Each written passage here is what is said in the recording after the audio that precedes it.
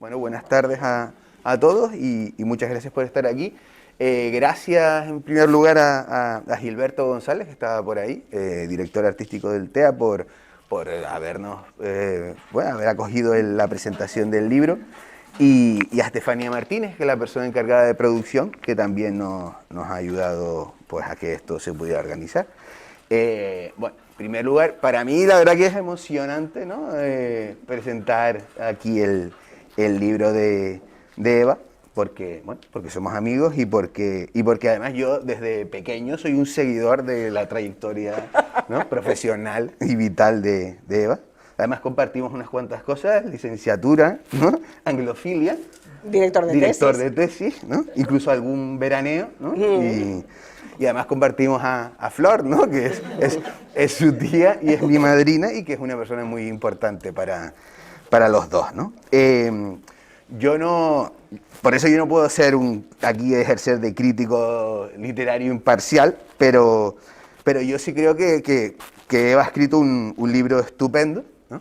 Y que esta es una novela estupenda, y es una novela con una escritura muy precisa, donde no sobra nada de nada, ¿no? Que eso es muy difícil, ¿no? Creo que es lo más difícil del mundo, y además que creo que es una característica de muchos escritores, bueno, de algunos escritores anglosajones, ¿no? Es una cosa muy, muy anglosajona. Yo creo que es un retrato estupendo del paso del tiempo y de las dos últimas décadas de este país, ¿no? Incluida la pandemia, con unos personajes complejos, muy bien construidos, sin tópicos ni maniqueísmos, y como dice el periodista Javier Valenzuela el otro día en una crítica, ¿no? Un libro sobre la vida presente y la memoria de esa vida, una novela dura en el guante de seda de una prosa elegante, ¿no?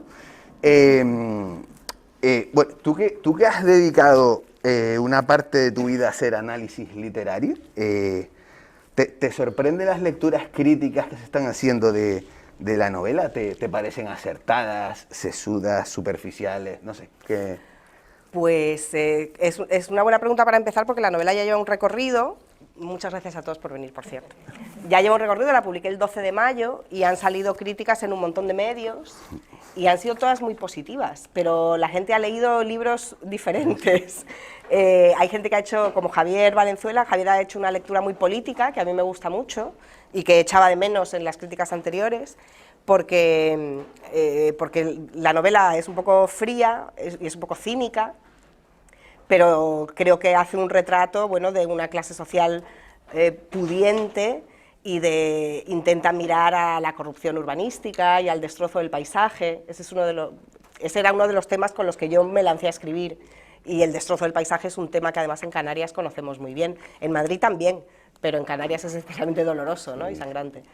Entonces, que hagan una lectura política me gusta mucho. Hay mucha gente que se ha quedado en el tema de ciencia ficción que la novela plantea, porque en la novela aparecen unos neurotecnólogos que hacen unos implantes cerebrales de precisión para olvidar determinados recuerdos, que es un planteamiento clásico de la ciencia ficción, pero que por otro lado se hace eco de avances en neurotecnología que existen realmente. O sea, a mí me contaron lo de la neurotecnología y dije, ¡guau, qué buena historia para una trama! Pero yo no me lancé por la ciencia ficción, tampoco me lancé por la sátira social, aunque hay un poquito de eso. En general, la gente se ha fijado en la sátira social por un lado y en el elemento de ciencia ficción por otro, pero todo el mundo ha comentado lo de la escritura, que es un poco lo de menos. O sea, quiero decir, si no tienes escritura, no tienes nada. Es como... me acuerdo, hace años le entrevistaron, cuando se empezó a hacer famosa Lady Gaga, sí. Le hicieron una entrevista y era cuando ya se vestía de carne y era un fenómeno pop, ¿no? Pero pusieron un vídeo de ella cantando a capela no sé qué, y le dijeron, pero es que no solo eres un fenómeno pop, sino que es que cantas increíble. Y Lady Gaga dijo, bueno, es que si no canto, tú me dirás. Y entonces con la escritura me pasa un poco eso, hombre, si no hay escritura no tienes nada, ya te puedes plantear la trama más espectacular, pero literatura no has hecho otra cosa, ¿no? Me parece a mí. Siento ser un poco talibana con esto. En alguna crítica he leído como un poco como el retrato de una clase social así en decadencia, ¿no? Eso me pareció interesante. ¿Tú qué? Yo creo que los ricos siempre están en decadencia. Porque los ricos siempre tienen miedo de dejar de serlo, ¿no?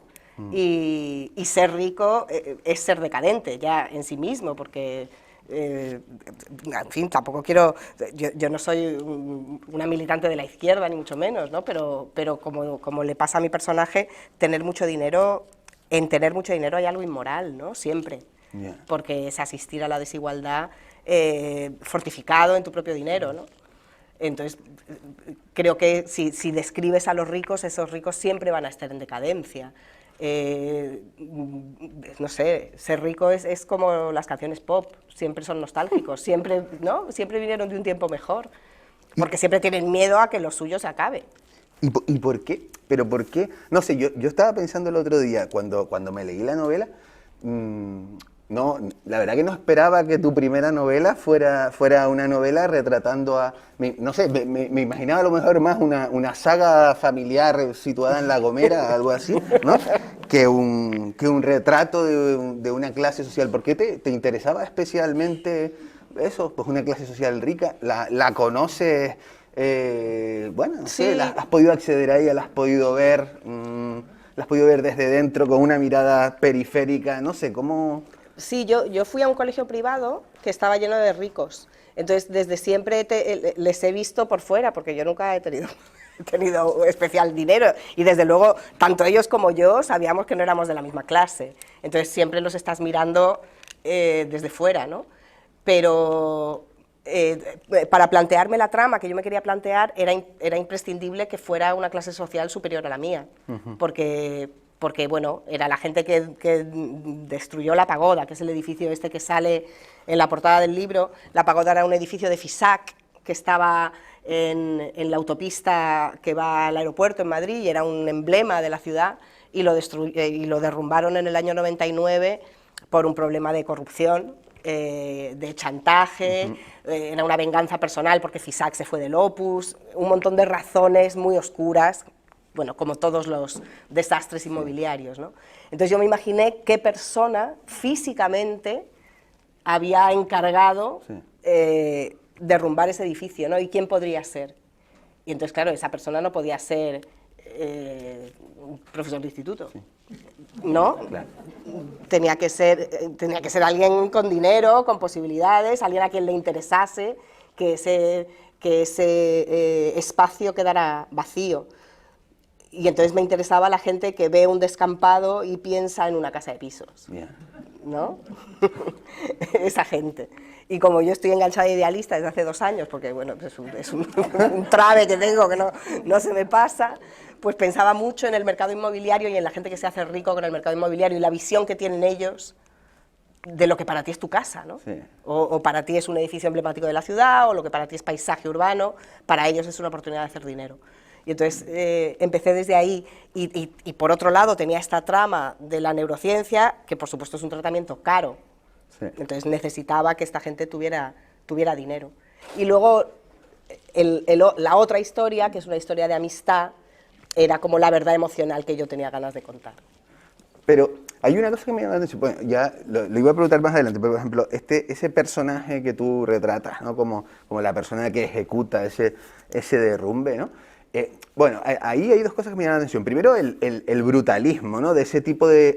Ahora salía este libro de Andrés Rubio, ¿no? Sobre me interesa muchísimo. Yo también lo quiero leer, ¿no? O sea, esta especie de cosas aberrantes que se han hecho, ¿no? Que te parecen inexplicables, ¿no? Pero que habían ocurrido, ¿no? Por un lado, o yo qué sé, el puerto de Granadilla es un ejemplo de ese brutalismo, ¿no? Y la otra cosa es cómo esos personajes que por un lado nos parecen terroríficos, pero al mismo tiempo también tienen su lado profundamente humano, porque el personaje de Eduardo Zarza es también un padre devoto y un abuelo devoto y una persona sensible, ¿no? O sea, me gustó mucho eso, ¿no? Me parece... Es que tú te puedes lanzar a escribir una sátira, pero luego si la gente te gusta, enseguida te echas atrás, porque la sátira además no resulta muy realista, y a mí sí me apetecía escribir una trama en la que tú empatizaras con los personajes.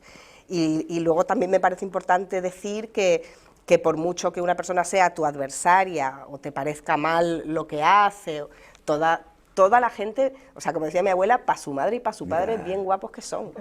O sea, todo el mundo tiene, eso, su corazoncito, sus afectos, independientemente de luego las cosas que hace en la vida.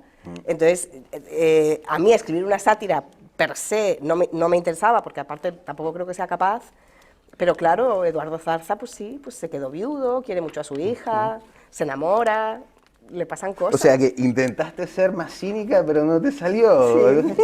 Sí. Sí.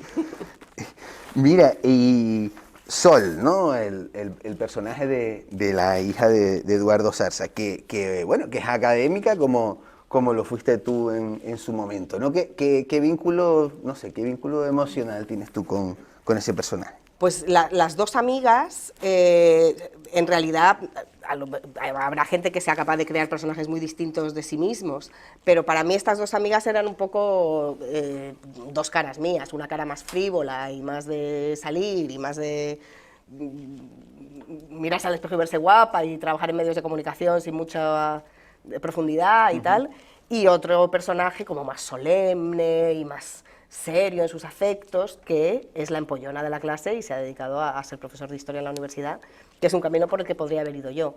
O sea que a mí los dos personajes me resultan muy cercanos. Todo el mundo me dice, ay, claro, como tú eres Sol, y yo, no, ¿por qué voy a ser yo Sol? Si yo no trabajo en la universidad, ya trabajé.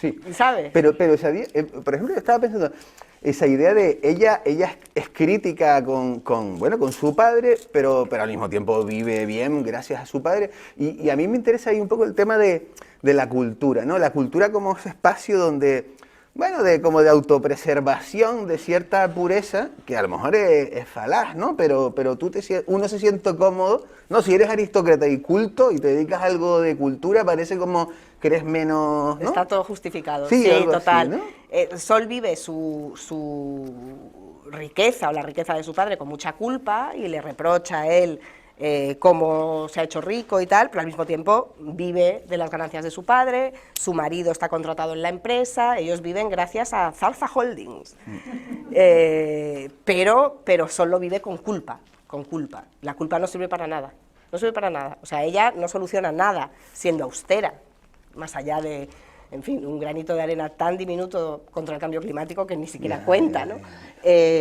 Lo único que lo vive con una culpa así sin objeto y que en esa propia culpa ella se justifica ante sí misma, ¿no? O sea, la culpa es un poco el peaje que tiene que pagar por tener asistenta, un piso enorme y todas las comodidades. Sí. Y la amiga, sin embargo... Perdonad, ese es mi teléfono. ¿Tu teléfono? Sí. Bueno, pero como... Perdonad. Menuda inútil. No me di cuenta, ya. ¿Por dónde íbamos? No, bueno, o sea, Sol, una de las cosas que a mí me llama la atención de ella es una cosa que le dice el padre en su relación, ¿no? En su marido, su novio, su marido y tal. Su padre le dice en algún momento,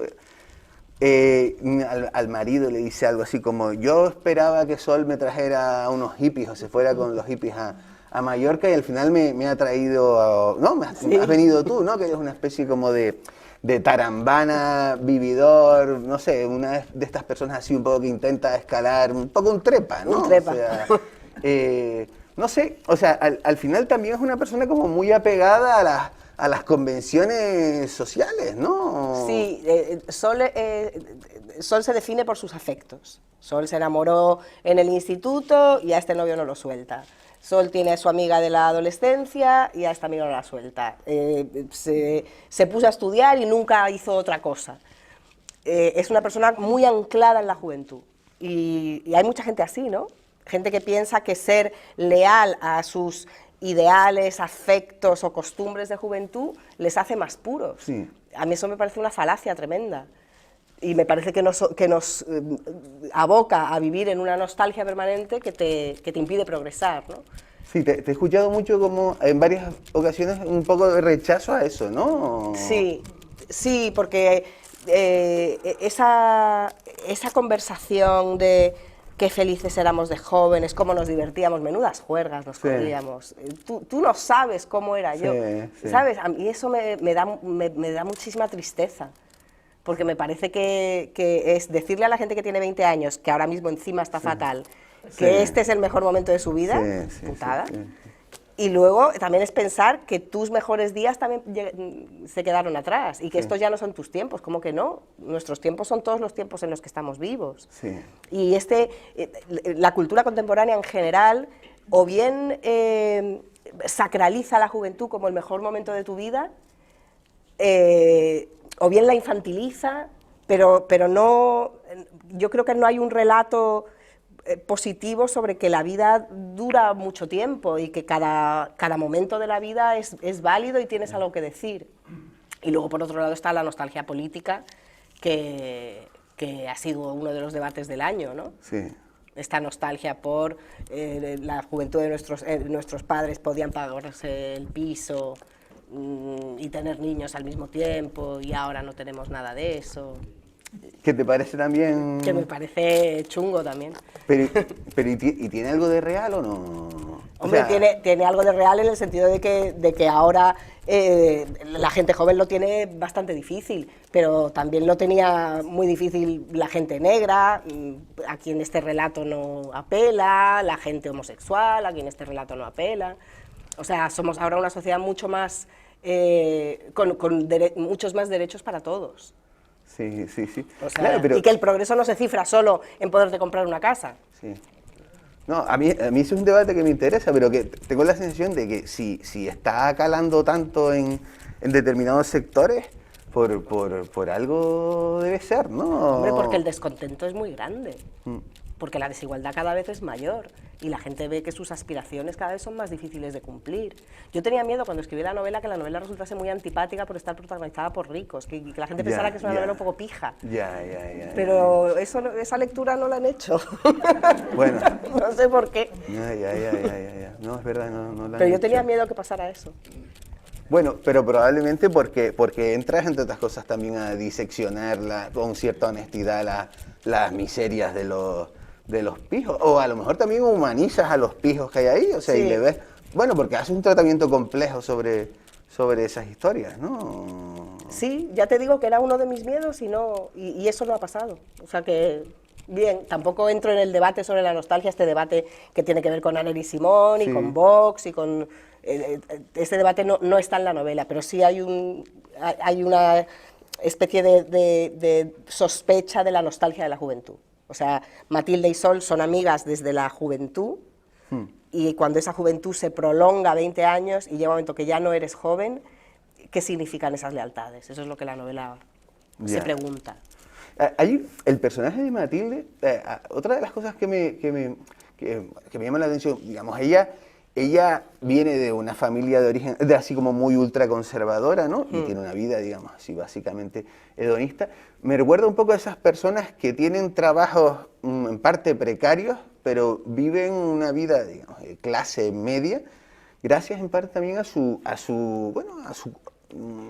al ambiente cultural en el que viven, ¿no? Que eso es una cosa que se da mucho en la actualidad. Culturalmente eres de clase media cuando tus condiciones de trabajo y salariales son de clase trabajadora muy pelada. Bueno. Matilde también tiene el físico, Matilde es muy guapa. Eso te da un estatus en esta sociedad, sobre todo cuando eres joven, ¿no? Matilde trabaja en reportajes de moda, en producción de moda, en unos ambientes en los que el aspecto físico se valora mucho. Sí, el físico es muy importante en la novela, ¿verdad? Sí, ¿verdad? Sí. No lo sé, porque... ¿Qué vuelta le das a eso? Porque el personaje de Teo es un galán. Sí. Es un galán, y entonces era muy importante que fuera guapo. Y la gente que es muy guapa, a mí me genera una cierta fascinación. ¿sabes? Los miro y no me canso de mirarlos. Yo creo que le pasa mucho a mucha gente. De hecho, las estrellas de cine existen por eso, ¿no? Porque la gente que es muy guapa, es que no la puedes dejar de mirar. Y yo quería que mis personajes, sobre todo Teo, tuviera esta fascinación sobre Sol. Una de estas bellezas que nunca se acaba. Entonces da igual lo que esa persona sea, que tú sigues, vives en el placer de contemplarla. Ya, y que hasta te autoengañas, aunque él sea un tarambana, ¿no? Sí, claro. O sea, pero que puede, o sea, que es curioso que una persona tan intelectual, ¿no? Bueno, no es curioso, ocurre todo el rato, pero que una persona tan intelectual, ¿no? Pues termine dejándose permanentemente durante 20 años, dejándose guiar por un... Pero también es la falacia de la belleza, ¿no? Pensar que una cosa que es físicamente perfecta, por dentro también es perfecta. Eso pasa mucho, ¿no? Idealizas a las personas por la cara que tienen. Porque la cara es evidente que no es el espejo del alma, y mucho menos cuando tienes 20 años. Yeah. Cuando tienes más, a lo mejor sí se va a ver la cosa pareciendo, pero con 20 años no. Estaba pensando en lo guapo que es Pedro Sánchez y sin embargo lo que la gente lo detesta, ¿no? O sea que claro, uno proyecta.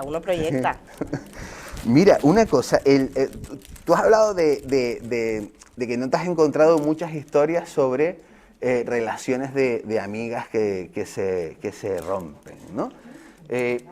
¿Por qué crees que no hay...? En el momento de ponerme a escribir me parecía que faltaban novelas sobre amistades. Luego, claro, me he ido acordando. Yo me acordaba de La amiga estupenda, de la novela de Elena Ferrante y la saga entera, ¿no? Que posiblemente es la gran novela sobre la amistad de los últimos tiempos. Pero luego me he ido acordando, Margaret Atwood tiene novelas sobre amigas, tiene una novela que se llama Ojo de gato, que la sacan ahora en septiembre en Salamandra, que está muy bien, sobre las amistades tóxicas de la infancia, de las amigas, y luego esa amistad se prolonga en el tiempo. El año pasado Lumen sacó una novela de Simone de Beauvoir sobre su amiga de la infancia, que me leí hace unos días. O sea que sí hay novelas sobre la amistad, pero el hueco que te deja una amistad que se rompe, no una amistad que simplemente, bueno, va pasando el tiempo y la cosa se diluye, que también pasa, y eso es la vida, sin más, pero las amistades que se rompen, que hay un enfrentamiento y dejas de ser amigo de alguien, esas historias son muy desgarradoras, dejan un hueco muy grande, porque claro, tus amigos son tu biografía, y si de pronto eliminas de forma violenta a esa persona de tu vida, te deja un vacío muy grande, y yo creo que a la gente esto le pasa, pero no les gusta hablar del tema. Y pensando sobre por qué no les gusta hablar del tema, creo que es porque les da vergüenza, porque si rompes con un amigo, o tú le has traicionado, o ese amigo te ha traicionado a ti. Ninguna de las dos posturas es cómoda. Y entonces... Sí, es como difícilmente justificable, ¿verdad? Sí, es muy difícil de contar. Cuando te traiciona un novio, una pareja, un marido, es más fácil porque hay más historias de este tipo. Es una historia clásica, de hecho, ¿no? Pero cuando te traiciona o te falla, a veces los problemas entre los amigos son tan complicados que para explicarlos tienes que hacer el cuento muy largo. Y yo creo que la mayor parte de la gente esas historias se las guarda. Esa es la sensación que tengo. ¿Y te resultó complicado, no sé, narrar una ruptura de...? Bueno, la historia, la novela tenía un motorcito, que era que yo sabía que iba hacia el enfrentamiento, y la estructura, como son capítulos cortos que se van trenzando para que vayan del presente al pasado y a la historia lateral que contamos, la verdad es que se montó sola. O sea, me puse a escribir y pim pam, pim pam. O sea, no me resultó especialmente difícil porque ya sabía para dónde iba. Ya, tú antes hablabas, dices, no, me resulta llamativo que la gente se centre en la escritura, ¿no? Pero a lo mejor es que está especialmente bien escrita, ¿no? O sea, que a lo mejor no se encuentra... No, me refiero que están los capítulos muy bien construidos, además. Cada capítulo parece a veces como un pequeño cuento autónomo en sí mismo, ¿no? Cuenta un poquito la estructura, Pues, claro, como yo tengo poco tiempo, porque hago un programa diario y entonces tengo que ir todos los días a la radio y estoy liada, escribía capítulos muy cortos, cada vez que me sentaba terminaba el capítulo.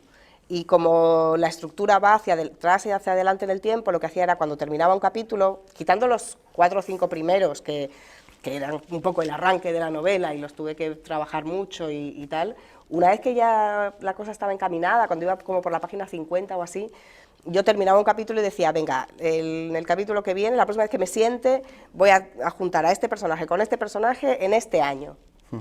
Y entonces yo ya sabía lo que iba a escribir cada vez que me ponía. O ahora me hace falta un capítulo de Melania, en el que Melania va avanzando tal. Entonces era o un capítulo que avanzaba la trama o un capítulo que explicaba sobre un personaje, pero lo que hacía era, cada vez que terminaba, me apuntaba lo que tenía que escribir la siguiente vez.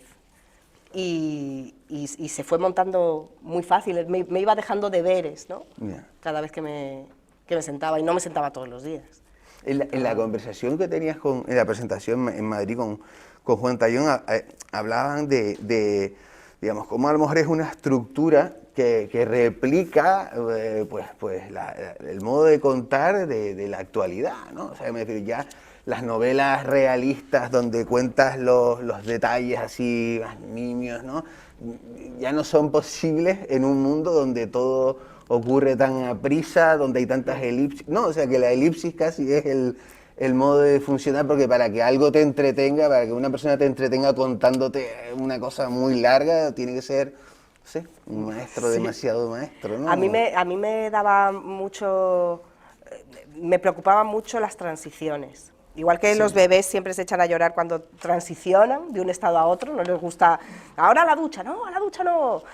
A mí me preocupaba mucho las transiciones, o sea, hacer que un personaje estuviera en su casa y luego estuviera en no sé dónde. Yeah. ¿Qué hago? Ahora coge el autobús. Me parecía un coñazo, y ahora termina de comer y friega los platos. Yo qué sé, eso me aburría muchísimo, y además la mímesis, o sea, la ficción, la sensación de realidad se me derrumbaba todo el rato. Entonces, esta estructura me permitía entrar y salir de las escenas muy fácilmente. Era mucho más fácil. No sé, fue un hallazgo personal de esto de que dices, ostras, si no le tengo que ir a ninguna parte, ya está. O sea, está aquí y no hace falta que luego esté allí. Ya está, solo está aquí. Y no hace falta. Es una estructura como de sueño. Ayer veía un episodio de Doctor Who con mi hijo que tenía una estructura de sueño en la que los personajes estaban aquí y de pronto estaban en otro sitio, como en los sueños. ¿No? Estábamos en un barco, pero era un casino. O sea, que estás contenta de ese hallazgo. Sí, estoy narrativo. Contenta, lo que pasa es que no lo puedo usar 2 veces. No, claro. Para la próxima novela, ¿qué estás pensando? No sé. No sé, porque no puedo hacer eso. Ya veré. Mira, y otra cosa es el tema de, que me parece también una cosa muy bien hecha, es hablar sobre la pandemia, pero me parece que cuentas muy bien el desconcierto, se cuentas muy bien la sensación de desconcierto que hubo en esos primeros meses de la pandemia, en los que no se sabía de qué iba la pandemia, de qué iba el virus, ¿no? No sé, esa textura está muy bien narrada. Bueno, lo escribí en la pandemia, y entonces está escrito mientras pasaban las cosas, y todo parte de, como yo tuve un desprendimiento de retina, yo pensé, si me llega a dar el desprendimiento de retina un 9 de marzo, me contagio seguro, y ¿qué hubiera pasado? Porque eran días en los que la gente iba al hospital porque se había roto un tobillo y se quedaban allí ingresados. Entonces, eso fue lo que me planteé, que pasara eso.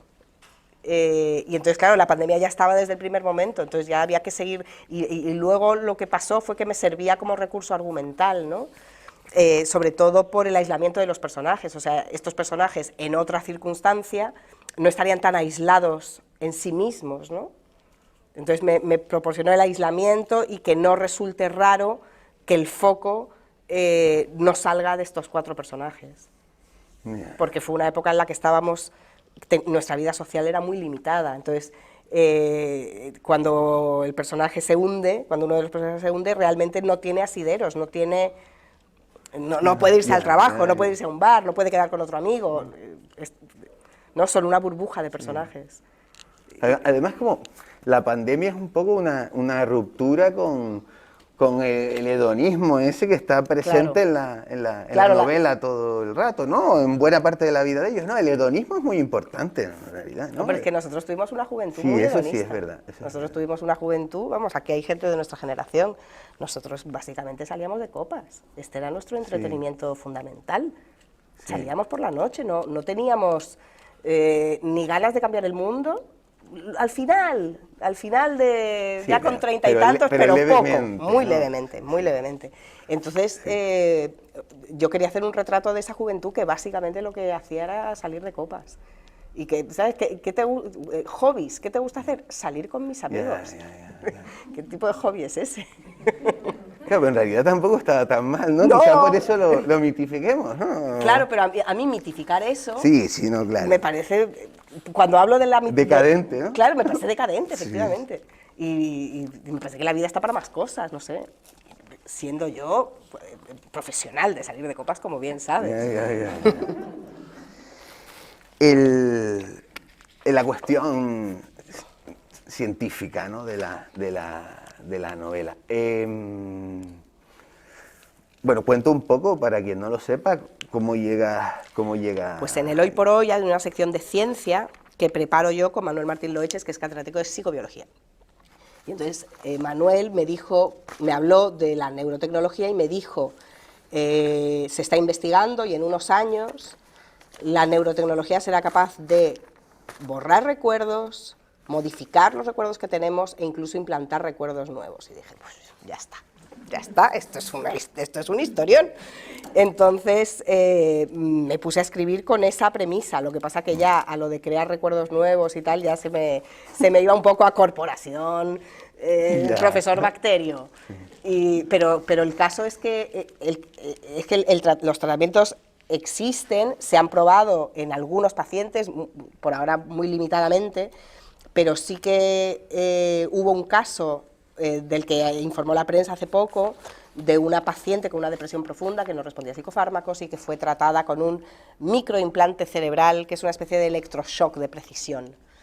Y esa paciente mejoró. Entonces, la neurotecnología para, por ejemplo, los trastornos que yo cuento en el libro, para trastornos que están entre la psiquiatría y la neurología, podría ser muy eficaz, porque yo qué sé, un síndrome de Tourette no es un problema psiquiátrico, es un problema neurológico, pero hay problemas como el estrés postraumático que pasan de ser un problema psiquiátrico a ser un problema neurológico, porque los caminos del cerebro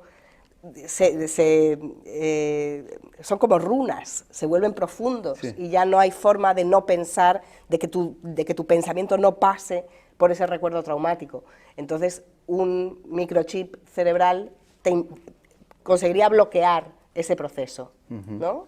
Y entonces es en esa frontera entre la psiquiatría y la neurología en la que parece que la neurotecnología tiene un papel. Otra cosa es que son tratamientos caros y que servirían también, por ejemplo, para mejorar tus capacidades cerebrales. Entonces, ¿eso quién se lo va a pagar? Pues eso se lo va a pagar Elon Musk con su Neuralink.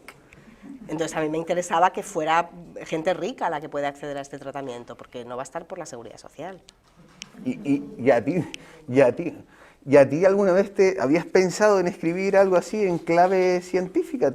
No sé, ¿te ha interesado ese tipo de...? A mí me parece que todo lo que se puede contar en el siglo XXI está en la frontera de la ciencia. Me parece que la ciencia es lo más interesante que está pasando y lo único positivo. Así, en cuanto a adelantos, confío muchísimo en los científicos, los admiro un montón. Yo tengo una mente cero científica, o sea, yo soy de letras purísimas. Sí. Pero sí me interesa mucho lo que la ciencia tiene que decir sobre la condición humana, contra la desigualdad, bueno, sobre la felicidad humana, sobre el progreso de la raza, sobre nuestra comunión con otras especies, yo qué sé. Pero, ¿y llevas pensando mucho tiempo en cuestiones de esas como argumentos para obras literarias? Sí, a mí me parece que la ciencia ficción, o sea, si si las mejores mentes literarias ahora mismo se están deteniendo en la ciencia ficción, y pienso en Margaret Atwood o en Ted Chiang, es porque realmente en la ciencia y en la tecnología hay cosas muy interesantes sobre el ser humano. Y sí, o sea, yo no, creo que yo no tengo capacidad para comprender las cosas como las comprende, por ejemplo, Ted Chiang, que tiene un libro que se llama Exhalación, en Sexto Piso, que es buenísimo. Pero interesarme, claro, sí, me interesa un montón. Y también me interesa, en lo de la tecnología, me interesa mucho las grandes corporaciones y el poder que tienen, ya más desde un punto de vista más político. Que esa gente tenga mucho más dinero del que nunca tuvo, yo que sé, Rockefeller, me parece que es algo sobre lo que hay que pensar, y que además nosotros estemos tan dispuestos a darles la información de la que ellos viven. Yo la primera, que también tengo Facebook, pero ese desajuste, esa locura colectiva en la que estamos metidos, me parece fascinante. Sí, porque están, claro, todos los dilemas morales, eso, por ejemplo, en la novela, la primera persona en la que prueban eso es una migrante rumana, ¿no?, a la que encuentra en una situación deplorable, ¿no? Claro, o sea, para probar ese tratamiento hace falta un conejillo de indias. Entonces, un conejillo de indias al que le curas una anorexia con un implante cerebral, en principio estás haciendo una buena acción, pero tú no le has preguntado, o le has preguntado muy levemente, es como, ¿aceptas cookies? Y ella dice, pues sí, acepto cookies. Pero realmente ella no sabe a qué se está sometiendo, no tiene la información necesaria. Creo que no la tiene nadie, creo que tampoco los neurotecnólogos la tienen, lo que tienen es ganas de probar.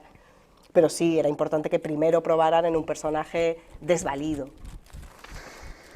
Una cosa, o sea, a ti en toda esta, no sé, te han preguntado mucho por el tema de escribir una novela, digamos, pues en la década de los 40, ¿no? Y tú has hablado mucho sobre... Bueno, sobre lo mayor que soy. No, sobre tu pudor a escribir cuando había gente escribiendo cosas tan buenas, ¿no? No sé, ¿cómo has terminado resolviendo eso? Y después, bueno, la respuesta positiva que ha habido a la novela. Pues, a ver, bien, si yo hubiera publicado algo con 20 y tantos años, hubiera estado muchísimo más nerviosa, seguramente hubiera sido peor. Yo estoy muy contenta de no haber publicado de jovencita, muy contenta, porque yo ya tengo una vida y si no publico nada más no pasa nada, no voy a vivir de esto, pero me resistí mucho a escribir porque me preguntaba qué es esto de la vocación y por qué hay que tener este deseo de escribir. O sea, este deseo de escribir, no hay algo ególatra ahí, no hay algo narcisista. ¿Por qué tenemos que escribir todos? ¿No? Sí. Pero como ya iba a cumplir 50, dije, venga, si tienes este deseo, vamos a hacerle caso, a ver si realmente satisfacerlo es positivo. Y la verdad es que se me levantó una especie de ansiedad que había tenido siempre cuando me dijo mi agente que me la publicaba, vamos, que buscaba editorial. ¿Vives más tranquila ahora? Sí. O sea, en plan, a lo mejor este era el problema que tenía. A lo mejor este era el problema que tenía, lo podría haber resuelto mucho antes, pero no lo podría haber resuelto mucho antes. Lo he tenido que pasar todo este tiempo para resolverlo. El otro día salías con tu padre, ¿no?, que está ahí, y le decías que era una losa, ¿no? Le decías en un pobre. No, pero sí te quería preguntar, digamos, ¿cuánto pesan, bueno, cuando vives en un ambiente, ¿no?, donde, bueno, con tu padre es un periodista cultural muy conocido y tal, cuando vives en un ambiente así, ¿cuánto pesan las expectativas que todo? Mucho, porque por eso me preguntaba tanto qué es este deseo de escribir. Ahora la niña va a escribir una novela, entonces a la niña le van a publicar la novela y, ¿sabes? Yeah. A mí eso me daba una pereza y un cansancio anticipado, ya... Entonces, bueno, pues al final se la mandé a una agente literaria para yo no tener que enfrentarme a ningún editor, porque como yo trabajo en la radio con todas las editoriales, cerrando entrevistas con escritores, yo conozco a los editores, entonces yo tener que llamar a los editores y decirles, tengo un manuscrito Ya. A mí me parecía que era una pesadilla para los editores, una pesadilla para mí, horroroso. Y entonces, bueno, pues lo hice de esta forma lateral y... Pero lo resolviste eso, Y ¿no? lo resolví porque la gente me la cogió. Si me llega a decir que no... ¿Y tuviste que llamar a unos cuantos ahí? ¿O? No, No. la primera editorial no, pero la primera agente sí. O sea, que bien. La segunda editorial tampoco hubo que... Vaya, que no tuviste que sufrir. No sufrí mucho. Pero, o sea, y cuando fuiste a hacer esa llamada, ¿te resultaba...? Pues nada, ¿Sí? mandé un WhatsApp, Ya, hola, ¿a ti te interesaría profesionalmente echarle un ojo a mi manuscrito? Y sí, pasa que tardó 1 mes y medio en leérselo, que fue 1 mes y medio horroroso. Pero nada, ya está. Mira, y nunca te tentó la autoficción, ¿no? Ya que esto... Bueno, no sé, pero... No, eso era lo que más pereza me daba a mí y lo que más pereza, o sea, yo veía los ojos de la gente nublarse, decirles, he escrito una novela sobre mí misma. Ya. Y claro, yo me imaginaba a la gente diciendo, ¿qué coño? No, yo he hecho una novela para entretener al personal. Y aquí hay bastante gente que se la ha leído y ha resultado entretenida. Así que ese era mi objetivo, entretener era para mí importantísimo. O sea, yo tenía un jefe que decía siempre, en la vida se puede ser de todo menos pesado. Ya. Pero también has leído autoficción buena, ¿no? ¿O no te gusta la autoficción? Sí me gusta, pero creo que hay un exceso ahora mismo de autoficción y yo no tenía nada que autodecir. Ya.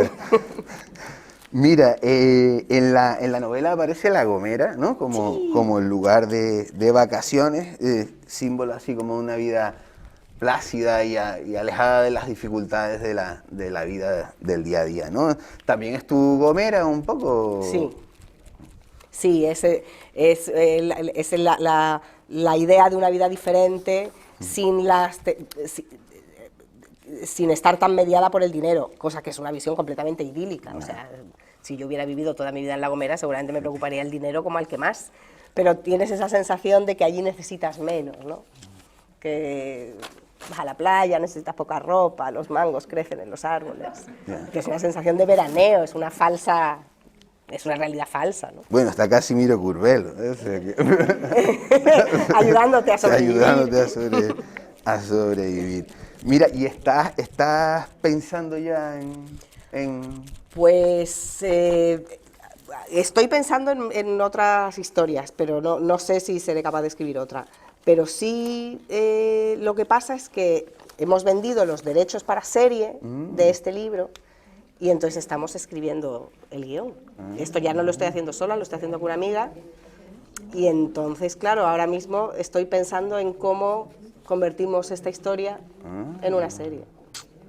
Eso está bien. Eso me tiene... Y lo tienes, pero pensado en una serie con muchos capítulos, no, en una serie... 6. De 6 capítulos. Qué bueno eso, qué bien. Bueno, no sé, yo le he preguntado ya un montón de cosas, no sé, quien quiera preguntar algo por ahí... Están invitados. Están invitados. ¿No? Anímense. Gracias, Blanca. La he leído así como ha habido una cosita, un elemento ahí de intriga que te invita como a leerla, ¿no? Mucho. Te engancha. Entonces, hay una cosa que es el título.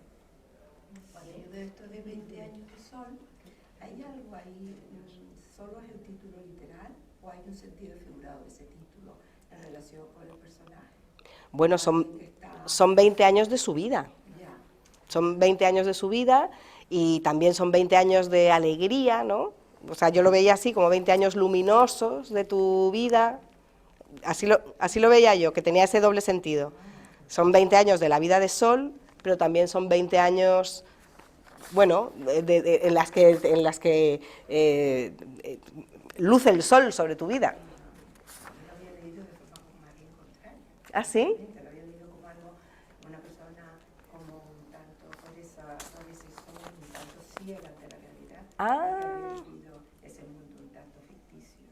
Pues me parece muy bien. A mí me gusta que el libro diga varias cosas a la vez. Me hizo pensar en eso, ¿no?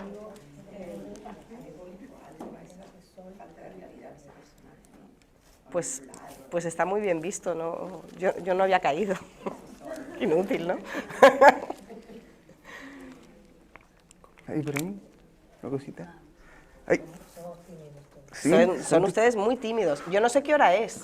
No, 8 menos 10, no, vamos bien. Pueden ser un poquito más. Una cosa es decir, ¿qué tal la relación con la gente, con el público lector? ¿Cómo eso Bien, lo está...? Bien, a ver, de fuera de mi entorno ha habido lectores, ha habido algunos lectores que me han llamado entusiasmados, sobre todo me han dicho mucho, me ha enganchado, y a mí eso me ha hecho muy feliz. Me gusta mucho que me digan que les ha enganchado, porque yo la escribí con esa pretensión, que resultara, que fuera una novela que te querías terminar. Luego, bueno, yo le veo defectos, claro, pero para mí era importante que la gente se la quisiera leer, no ser aburrida, no ser muy literaria, no resultar pedante.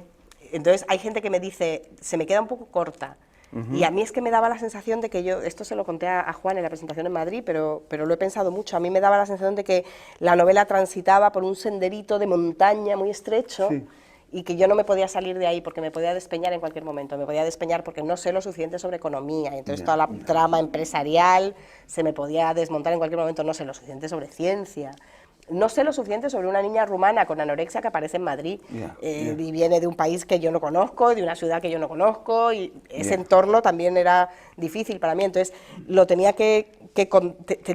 yo sabía lo que quería contar, y lo que quería contar era muy preciso, y entonces la paja era peligro, me podía echar a arder en cualquier momento.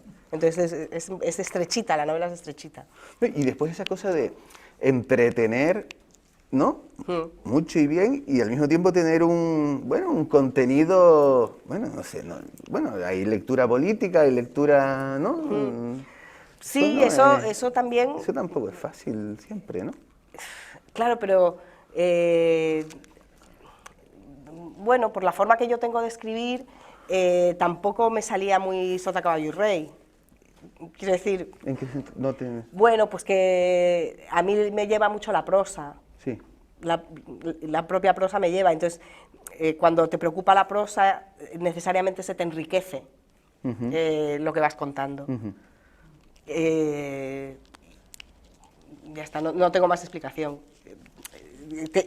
Y como tenía varias preocupaciones en la cabeza de distinta naturaleza, pues se me iba como acolchando lo que iba contando. Y a través de la escritura, digamos, todo eso se iba integrando, sí, quieres decir. Sí, es como si... estas cosas que dicen los escritores y que son una pedantería, yo siempre me he reído de ellas, pero ahora me veo diciendo cosas parecidas, que es que la historia tenía su propio motor, y los personajes tenían su propia realidad, y muy rápidamente se me aparecieron como bastante completos. Sí, pero cuando uno habla de una cosa como el tema del urbanismo, ¿no? En este país y tal, uno corre el peligro de que una frase, una palabra de más y tal terminen dándole una aromilla panfletario, tal cual, ¿no? O sea, y eso no pasa. Claro, porque lo escribo desde el punto de vista de la gente que vive de eso. Entonces, claro, ellos lo ven de otra manera. Y a mí me gusta jugar con la ambigüedad y que la novela diga varias cosas a la vez y no alienar a un montón de lectores que no comparten mis ideas políticas, por ejemplo, ¿no? ¿Y ha sido importante, digamos, la lectura de amigos, de personas cercanas para mejorar cosas, para quitar cosas, para añadir cosas? Pues la editorial... Mi editora, la persona que trabajó el texto conmigo, me obligó a ser más clara en algunos sitios, que yo había dejado cosas muy ambiguas, y a aclarar un poco el final, que aún así hay gente que me dice, no tengo muy claro qué pasa al final, pero era todavía más ambiguo. O sea que mi editora me obligó a que el texto fuera un poquito más claro. Le rebajó un poquito de poesía y me obligó a poner dijo ella, dijo él, que es una cosa que yo me negaba a escribir. La frase dijo él, yo no la pongo nunca porque no me gusta nada. Entonces me obligó a poner algunos, contestó ella sonriendo. Y esa relación es tensa con... ¿Qué va? No. ¿Qué va? Es simpaticísima mi editora y trabajaba a favor del texto, no tuve ningún problema. Bueno, pues yo, no sé, pregunten algo más, porque yo ya he hablado un montón, ¿no? Entonces... A que les leo un trozo Bueno, y los pues remato venga. ya.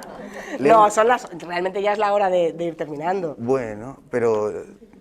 ¿Leo un trozo? Eva, ¿quién leyó, la primera persona que leyó la novela tuya, quién fue? Pues la primera persona que leyó Folios fue Bea, luego mi amiga Sofía y luego mi amiga Raquel Esquivias. Esas fueron mis amigas que leyeron. Mi prima Bea Marín García. Y luego mi amiga Sofía, que es productora de televisión, y mi amiga Raquel Esquivias, que es productora de cine. Esas fueron las primeras que la leyeron, sí. Y luego ya mi madre y mi padre, y mi agente, mi amigo Nacho, mi amiga Marta, de la radio. Bueno, mis amigos, mi entorno así más cercano. Bueno, pues... Lo veo. No, que va. Lo más importante fue que mi amiga Sofía, con la que yo comparto muchísimas lecturas, y siempre nos estamos intercambiando libros, y Sofía tiene muy buen gusto, y para mí que la leyera Sofía era muy importante, porque coincidimos mucho, ¿no? Y tú no tienes la distancia de saber, y entonces se lo leyó y me dijo, mola, sigue, está bien. Y para mí eso fue fundamental, porque Sofía me hubiera dicho la verdad. Y cuando la terminé, y se la terminó, ella se la terminó de leer, me dijo, menos mal, porque es que si no me gustara, te lo hubiera tenido que decir. Porque ella me dice que ella tiene amigas íntimas que publican libros que ella no se puede leer, porque tiene esta cosa de que es que no te gusta. Sí, Sofía sufre muchísimo de vergüenza ajena, esa es otra cosa que compartimos. Y entonces yo sabía que para mí su criterio era importante. Y Marta García Miranda, que es compañera mía en la radio, ahora ya no, pero ahora escribe en El Confidencial, y también su criterio era importante para mí, porque era también un poco la gente para la que yo la había escrito, ¿no? Para gente, bueno, pues como yo, más o menos. O sea, y cómo, digamos, todo el mundo tiene ahí sus escritores de referencia, ¿no? ¿Cómo te han influido todo eso? Eso es súper difícil, súper difícil. Mucho británico, pero también... Claro, eso. ¿Tú crees que toda esa tradición de lectura, sí, todo lo que uno lleva ahí muchos dentro... escritores británicos me han influido, muchos, pero no te sé decir claro que no, pero no... Pero toda la generación de Martin Amis, sí, de Jonathan Coe, de esta gente, mucho. Me gusta mucho lo que ha ido haciendo Rosa Montero, cómo ha ido metiéndose en la ciencia ficción y en la ciencia cada vez más. Me parece una escritora interesantísima que cada día escribe mejor. Vale. Por ahí. Vale. Por ahí. Luego hay mucha gente de mi generación haciendo cosas interesantísimas. De mi generación, digo, con un poco de morro, gente más joven que yo. Gente más joven que yo ahora mismo está escribiendo muy bien. Bueno. Pues nada. Yo creo que... Nada, pues... ¿Eh? Las novelas de aeropuerto, digo. Yo he leído mucha novela de aeropuerto. Y he visto muchas series. Las series también. Ahora ya he dejado de ver series porque ya me aburrí, pero... ¿Ya no estás viendo series? No. He decidido que son demasiadas y que a no ser que salga una que es muy buena o que me interese especialmente por tal, esta estructura de empezamos con un principio inquietante que no entendemos muy bien, luego conocemos a unos personajes y luego lo dejamos en alto al final para engancharte al siguiente, esa estructura me cansa ya mucho, me irrita. Y pienso, no tengo tiempo, son muchas horas dedicadas a esta ficción que puede que no me interese nada. Así que he decidido que este verano lo voy a dedicar más bien a leer. Menos Doctor Who, que la estoy viendo con Oli. Bueno, pues nada. Pues nada, muchas gracias a todos. Gracias.